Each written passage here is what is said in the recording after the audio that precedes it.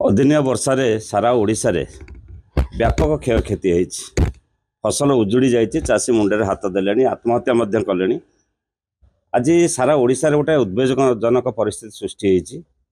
जो ये प्राकृतिक विपर्यर मुकाबला करने आज आमर प्रिय नेता नवीन पट्टनायक महोदय से एरियल व्यू रे विभिन्न जिला गस्त करेंगे और से चाषी मान सहित मिसवे सुख दुख में सामिल हेबे।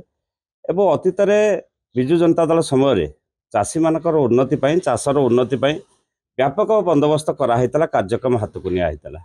चाषी मैंने से ओडिशा बार बार कृषि कर्म पुरस्कार पाइला। आज ये गोटे दुख समय मुख्यमंत्री सबुले चाषी मान सहित थिले अच्छी।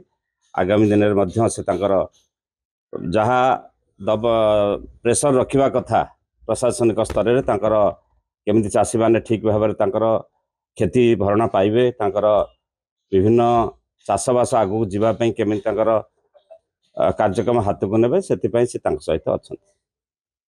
आज्ञा गोटे कथा ब्लॉक पुनर्गठन बोली सरकार राजमंत्री प्रतिक्रिया संभव हो पारे ब्लॉक पुनर्गठन भल कथा। लोक मान जिते पाखक प्रशासन जीव से भल।